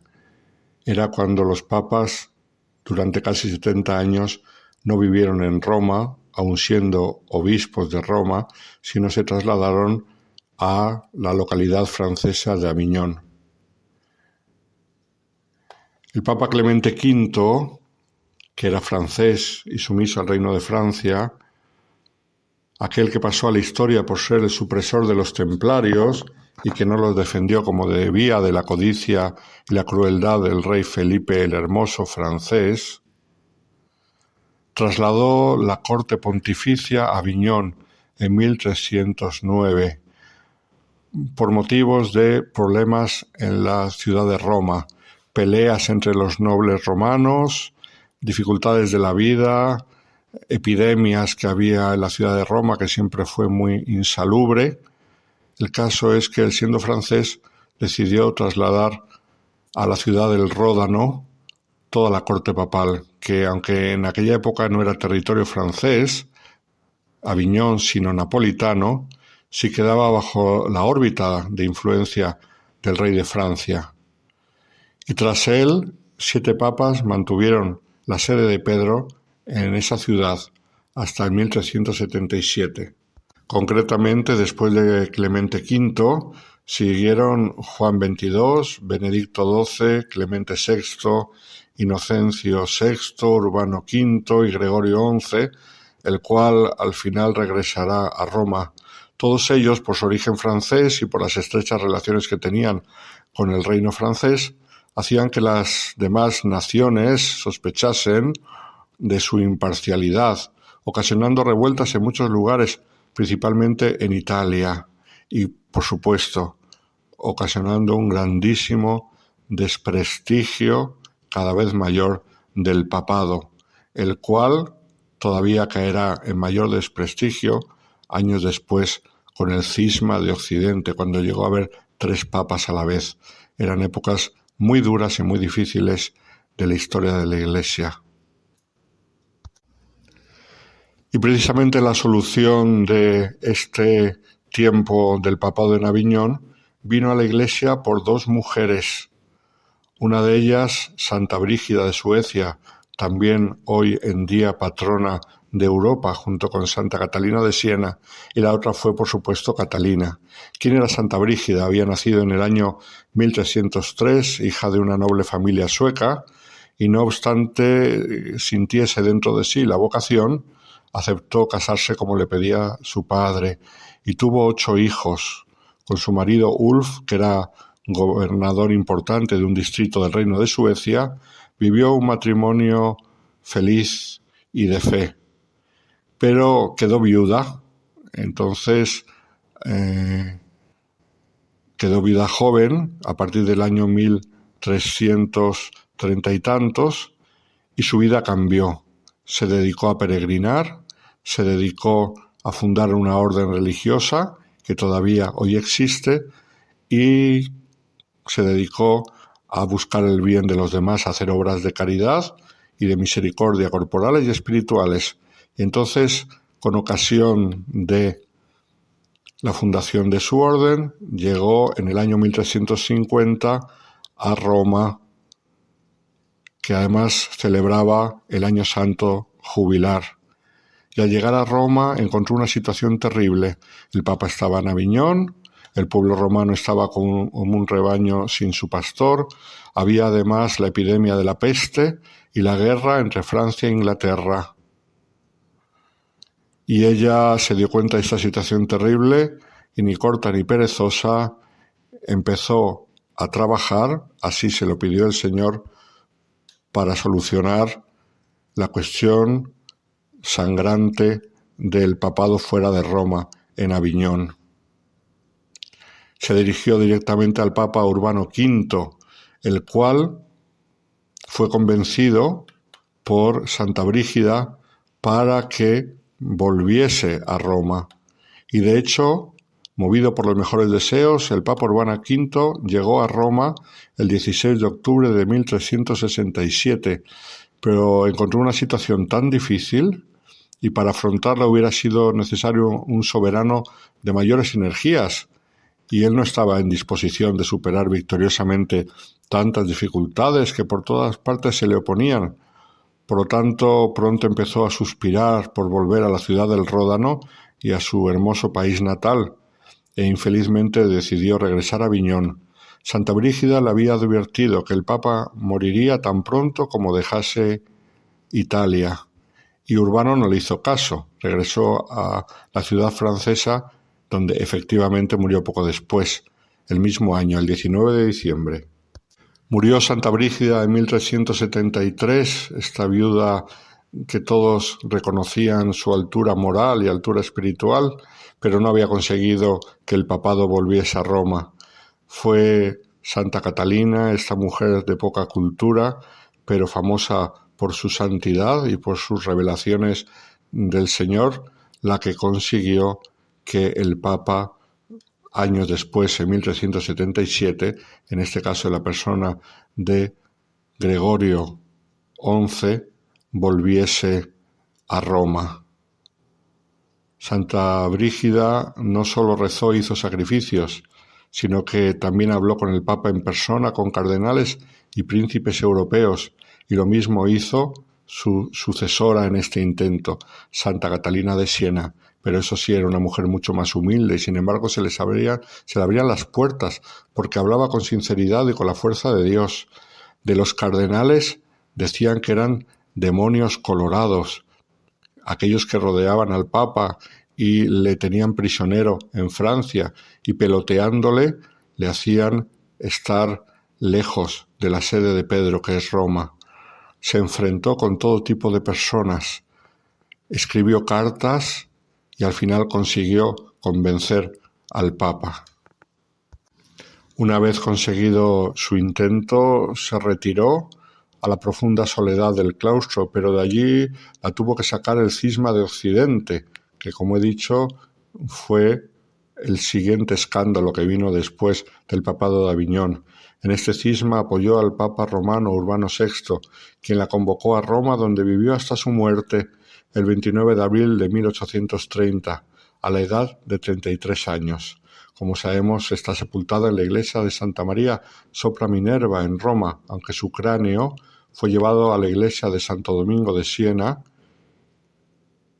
y un pie suyo se encuentra en Venecia, según la tradición de la época de cortar en trozos los cuerpos de los santos para tener reliquias en distintos lugares.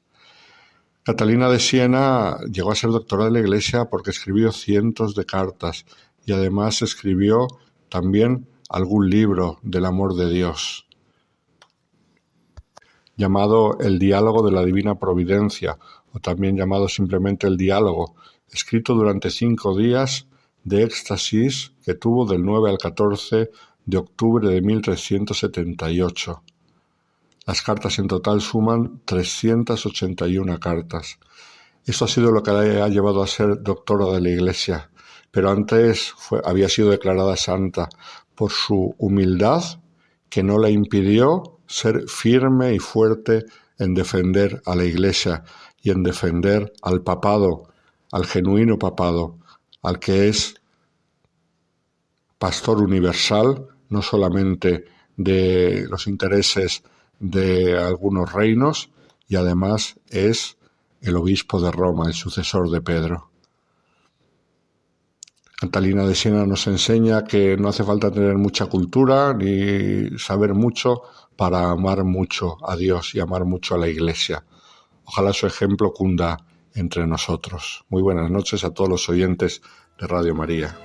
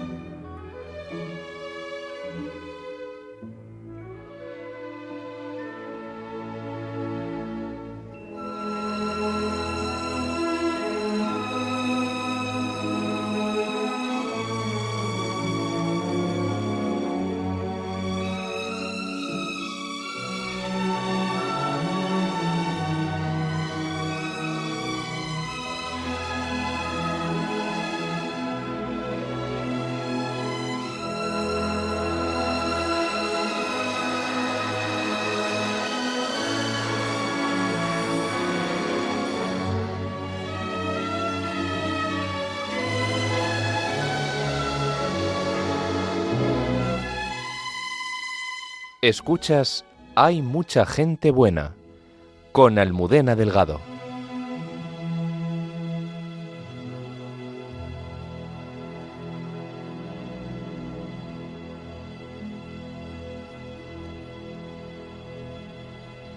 Nuestra arqueóloga y biblista Cayetana Jaeri Johnson nos habla del parto del Mesías en Jesús en su tierra.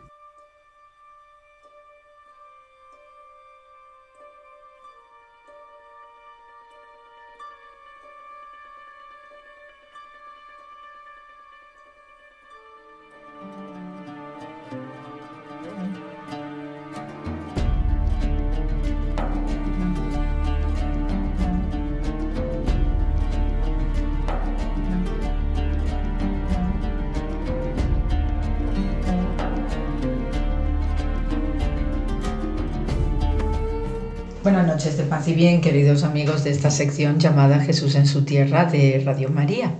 Y bien, pues estoy de vuelta en Israel, en las excavaciones de Jerusalén, y estamos teniendo de verdad hallazgos sumamente importantes y sobre todo alrededor de la zona de Siloé, de la piscina donde Jesús sanó al ciego. Entonces tenemos un estanque maravilloso que ya vamos comprendiendo mucho mejor el contexto en el que se produce ese pasaje del Nuevo Testamento, pero también lo que significa esta piscina probática de Siloé que a todas luces y tenemos cada vez más claro que es una piscina mesiánica.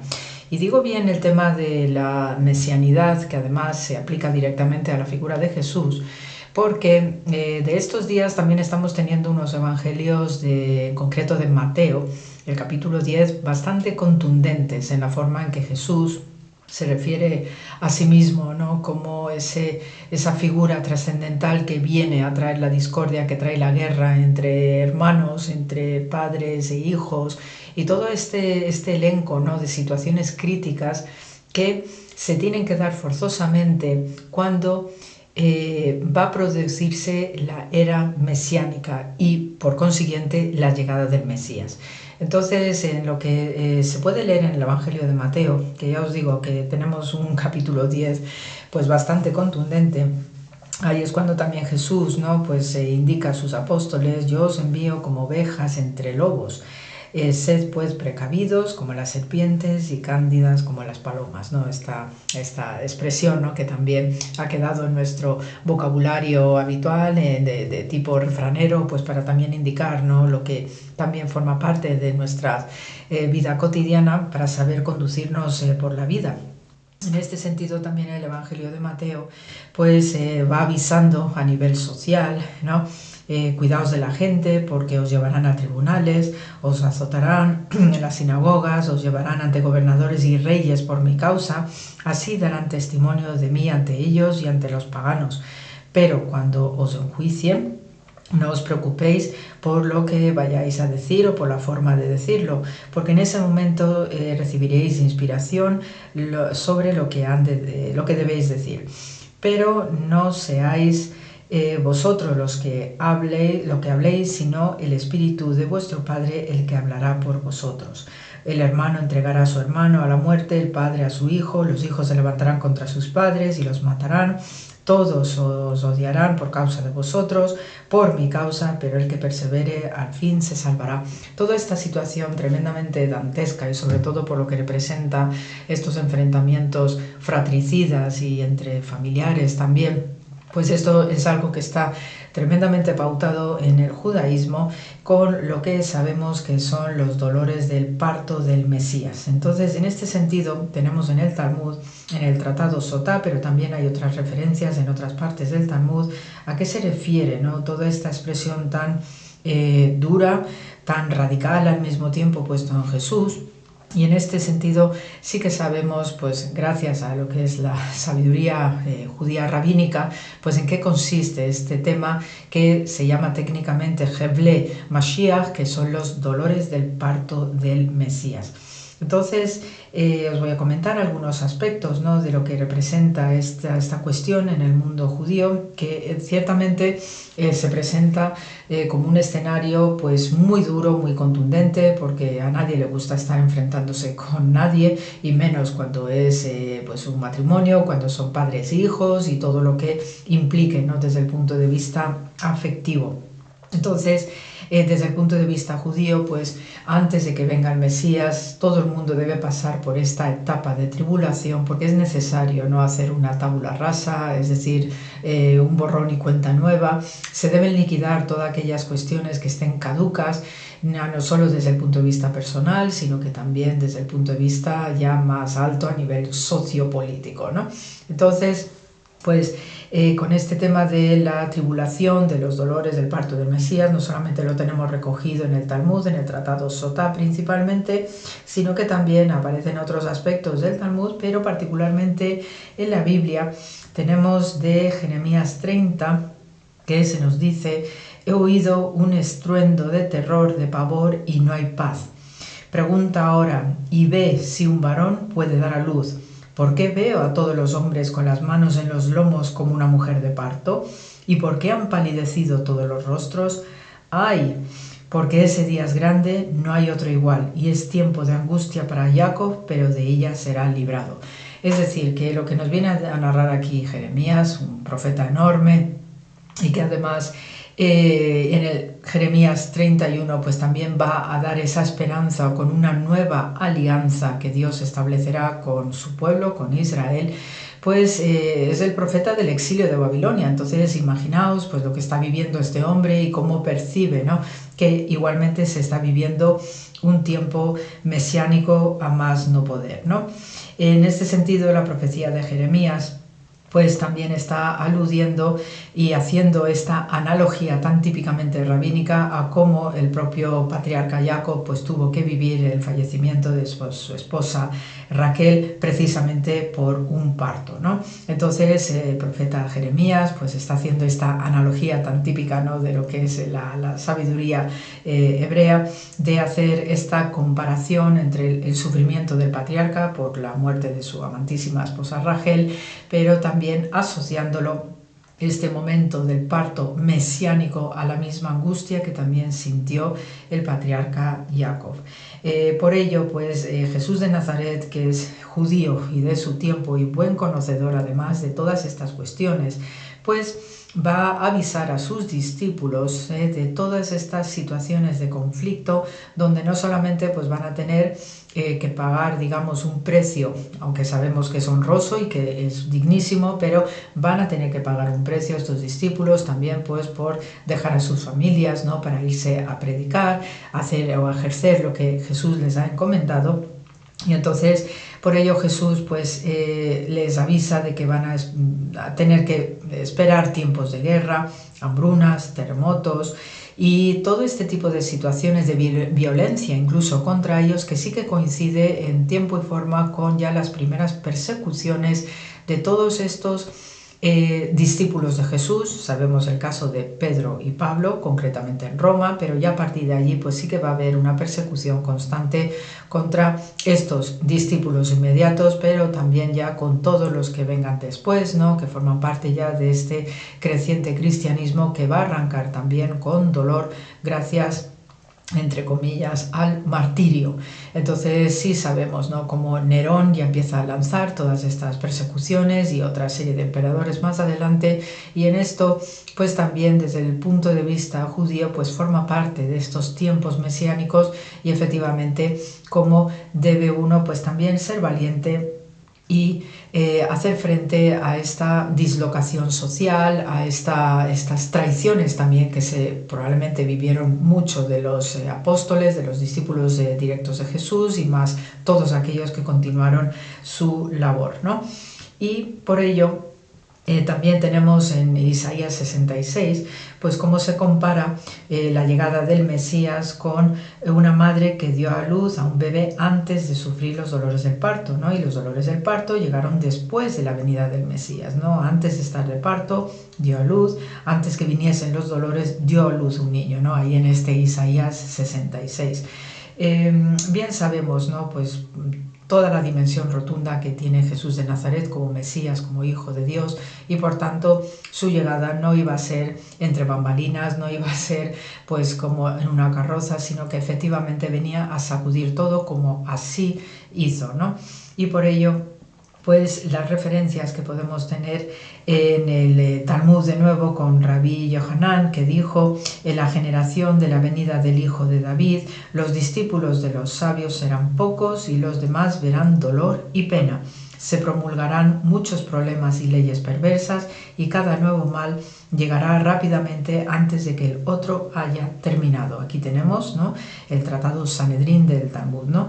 Y este tema de los discípulos, ¿no?, el grupo reducido, ¿no?, de aquellos sabios, ¿no?, pues también me ha venido ahora a la mente que estoy leyendo este pasaje del Talmud, el tratado Sanedrín, pues también las palabras de nuestro Papa Benedicto, que también, ¿no?, decía de esta iglesia pequeñita, ¿no?, que llegará a ser triunfante y que volverá también para reconstruir lo que es el pueblo de Dios, ¿no?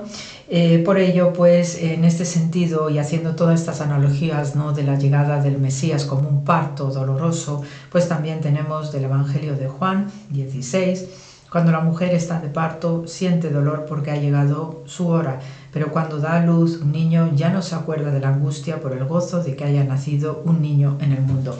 Este Evangelio también de Juan pues tiene todas estas resonancias, ¿no?, de lo que es el mundo judío, y esta analogía o equiparación de la era mesiánica y los dolores del parto de una mujer, pues en este pasaje de Juan también se está recogiendo algo que es típicamente judío, porque Juan también era judío, y que recoge la esperanza posterior. Quienes hayan parido saben muy bien que el momento es durísimo, se pueden presentar complicaciones también, pero después la emoción y la alegría profunda de tener ese bebé que te lo ponen inmediatamente encima del pecho, pues no tiene precio y compensa con creces, incluso barre, ¿no? Pues todo el proceso anterior de dolor y de sangres y todo lo que implica un parto, ¿no? Pues en este sentido el Evangelio de Juan nos está recordando que a pesar de los pesares, Dios siempre está con nosotros, camina con nosotros, y aunque este parto del Mesías pues es contundente, radical, es traumático, pero viene después esa parte de bonanza y de alegría profunda, porque también es necesaria, ¿no?, hacer este tipo de reconducciones y de sanaciones para restablecer el orden del mundo y sanar especialmente. Así que, desde mi opinión, yo creo que hay muchos paralelismos también pues para reflexionar sobre este tema de Mateo 10 y recordar que cíclicamente vivimos momentos críticos, muy críticos en ocasiones, y que estos evangelios pues nos vienen a recordar también, pues aunque en momentos duros, radical, pero como también lo fue en tiempo de Jesús, pero también cabe pues esa bondad infinita de haber traído un niño al mundo. Así que con el programa de hoy se os manda muchísimo amor, paz y bien como siempre. Gracias por la escucha y hasta la semana que viene.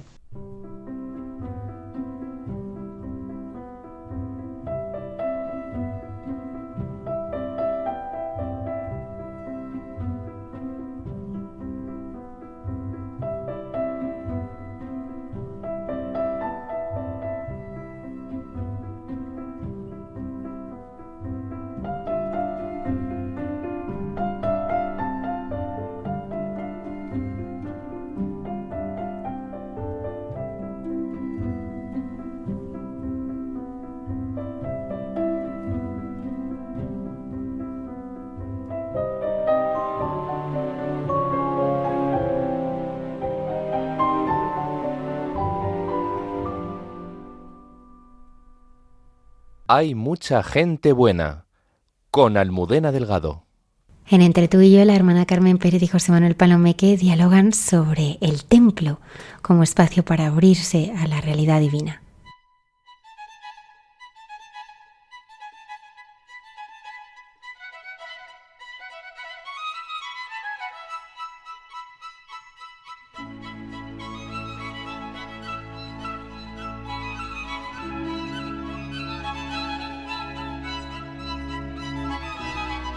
Nuestro diálogo hoy se centra en el templo.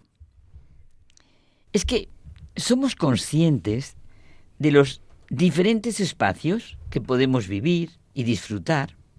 Una biblioteca, un cuarto de estar, un parque para pasear, museos, senderos por el bosque, playas, eso tú lo sabes muy bien, José Manuel, riberas de los ríos. El hombre disfruta de los espacios de la naturaleza y también de los espacios creados por él mismo. Entre estos espacios han tenido siempre un sentido muy especial los espacios creados por el hombre como ámbito para vivir lo sagrado, para centrarse en el misterio y en este espacio abrirse a la trascendencia y así sentirse unidos a todos. Los templos. El templo es el ámbito indicado para sentir el respeto, para sentir nuestra vinculación a todos los hombres, a los que viven y a los que ya no están. Es el espacio abierto a los más profundos sentimientos y vivencias del hombre. Y si lo pensamos en nuestro interior, vemos que realmente todo respeto desemboca en el respeto a lo sagrado. Romano Guardini dice que este respeto lo percibimos cuando entramos en las iglesias. Algunas se construyen de formas elocuentes para que el espacio nos mueva ya a entrar. Fíjate lo que está pasando con la Sagrada Familia. No es la iglesia solo un espacio de reunión. Por eso entramos en las iglesias con paso quedo, sosegado, y hablamos en voz baja. Y por el contrario, cómo se pone de manifiesto nuestra barbarie, no sé, nuestra falta de sentimiento y vivencia de lo sagrado cuando nos comportamos de la manera que nos comportamos en las iglesias, vamos, como si estuviéramos en un sitio de diversión, pues, o más o menos deportiva. Ni siquiera cómo se comporta la gente en un concierto de música o en una ópera. Es que es tremendo lo que ocurre cuando lo sagrado provoca la rebelión en el hombre. Le incita a la burla, a la irreverencia, a la violencia, como está ocurriendo en lugares en que los cristianos son perseguidos. Y en España, en algunos sitios. Sí, sin duda. ¿Verdad que estos extremos pueden ser una fuerte llamada a cada uno de nosotros a nuestra conciencia personal de nuestro modo de vivir el templo? Para los católicos, los templos son expresión de la Iglesia viva, son expresión del cuerpo místico del que Jesucristo es la cabeza, y todos los demás, los miembros de ese cuerpo. Por eso, nuestro diálogo es para una reflexión a cada uno de nosotros de lo que es el templo, lo que son los espacios sagrados para abrirse a la realidad divina, para celebrar la Eucaristía con todo lo que supone, leer la palabra, orar, la adoración eucarística, celebrar los sacramentos, ir a estar con el Señor. Es frecuentemente asistir al templo como un cumplimiento de algo que hay que hacer, por ejemplo, los domingos, para estar más o menos tranquilos, o por algo de tipo puramente social como puede ser una boda. Vamos, la conocida expresión de cumplo y miento. Parece que hemos perdido el sentido para conocer la verdad, el misterio de Dios. El destino del ser humano, sin su referencia auténtica y personal a Dios, sin vivirla a conciencia, no puede ser sino la desolación de la angustia, vamos, que conduce a la desesperación. Solo si se hace referencia al Dios amor, que se ha revelado en Jesucristo, el ser humano puede encontrar el sentido de su existencia y vivir en la esperanza, a pesar de las más duras experiencias que hieran su existencia personal y la sociedad en la que vive. Esto se aprende y se vive en el templo. Hay quienes sienten precisamente en este ambiente tan deshumanizado, en este ambiente en el que tantos se esfuerzan por arrancar a Dios de la vida pública, sienten que ha sonado la hora de volver y sentir el misterio. Es verdad. Y esto es una realidad. Ya lo creo, José Manuel. Se trata de volverse a la fuente de la salvación, porque solo en el misterio de Dios puede curarse el hombre como ser que calla, escucha, contempla, ora. Bueno, puede ser que a algunos esto le pueda sonar como algo ajeno y abstracto, porque no vive, no vive en las realidades divinas, callando, viendo, contemplando, meditando, escuchando, orando.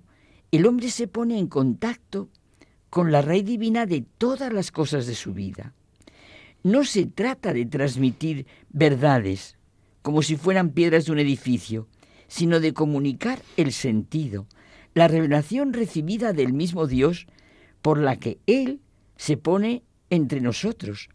En el libro Jesús de Nazaret, Benedicto XVI tiene un capítulo, habla del templo, de la purificación del templo, y hace pensar, reflexionar, interiorizar en el templo como espacio abierto, como espacio que me abre a Dios, como espacio que necesitamos vitalmente, sea una capilla, pienso en la nuestra, un sencillo oratorio, una parroquia, la tuya, una catedral, un santuario, sea bello en su arquitectura o no tenga más que la sencillez de oratorio o la capilla que muchos vivimos ordinariamente.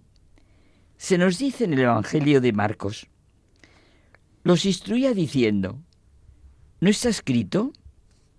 Mi casa será llamada casa de oración para todos los pueblos. Vosotros, en cambio, la habéis convertido en cueva de ladrones.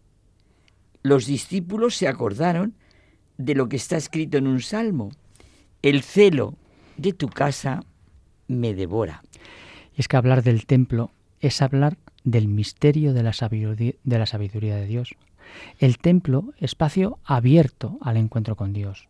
Visión universal en la que todos los pueblos adorarán al Señor como único Dios. Las catedrales, las iglesias, las capillas, los monasterios, como espacios abiertos que invitan a todo el mundo a rezar, a adorar, a sentir la propia condición de hijos de Dios. Eso que has dicho, espacios abiertos en los que se sienta la acción de Jesús. A la pregunta sobre lo que Jesús ha traído realmente a los hombres, Benedicto XVI dice que Jesucristo ha traído a Dios a los pueblos de la tierra. La purificación del templo es quitar aquello que es contrario al conocimiento y la adoración común de Dios. O sea, despejar el espacio para la adoración de todos.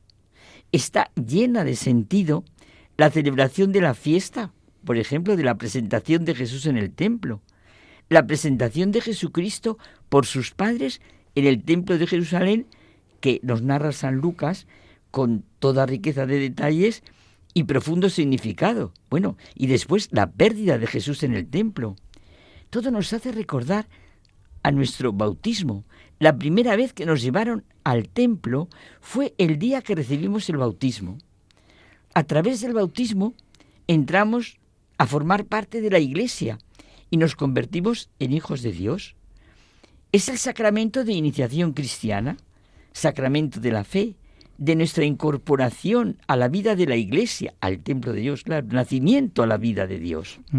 La vivencia auténtica del templo como espacio abierto al encuentro con Dios nos lleva a ese nuevo culto en un templo no construido por hombres. Claro, ese templo es su cuerpo, el resucitado, que congrega a los pueblos y los une en el sacramento de su cuerpo y de su sangre. A mí me gusta mucho, José Manuel, y perdona que diga esa intimidad tuya, que no puedes perderte la Eucaristía. Y eso me lo transmites y me hace un bien enorme. El templo cristiano, por lo que vivimos en él, está centrado en esta realidad. Sentir que Cristo es el nuevo templo de la humanidad. Él nos une en la Eucaristía. Mira, nos cuenta Benedicto XVI que le preguntaron una vez a la Madre Teresa de Calcuta cuál sería, según ella, lo primero que se debería cambiar en la Iglesia. Su respuesta fue: usted y yo. La Iglesia somos todos, los bautizados. Y cada cristiano, cada familia, cada comunidad de creyentes estamos llamados a una conversión continua. Claro. Por eso nos quedamos con las palabras de Jesucristo. Mi casa será llamada casa de oración para todas las naciones. También es una cita de Isaías en la que habla de la salvación, de la salvación para todos los demás. Casa de oración para que todas las naciones vengan al verdadero Dios. El Papa León XIV ha centrado su pontificado en la unidad, la paz, la misericordia y la construcción de una iglesia misionera y abierta a todos, utilizando los templos como espacio para la reflexión, la oración y el encuentro con los fieles. El templo nos habla de la iglesia, de casa de Dios, del lugar de su presencia, donde podemos hallar y encontrar al Señor, al pueblo de Dios, a toda su iglesia. Nos encontraremos con Jesucristo, por eso con nosotros mismos, claro, con el Espíritu Santo, con Dios Padre y así con todos los hombres. Y por eso tiene tanto sentido la oración de unos por otros. ¿Cuánto decimos siempre, rezad unos por otros? Es verdad.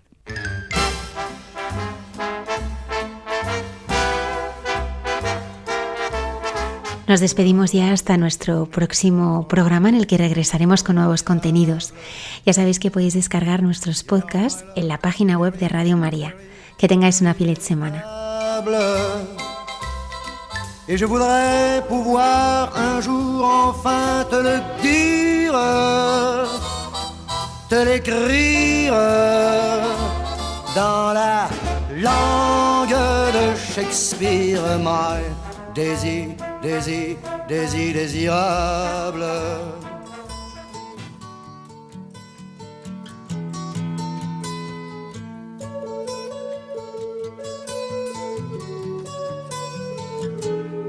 Han escuchado en Radio María Hay mucha gente buena, un programa que dirige Almudena Delgado.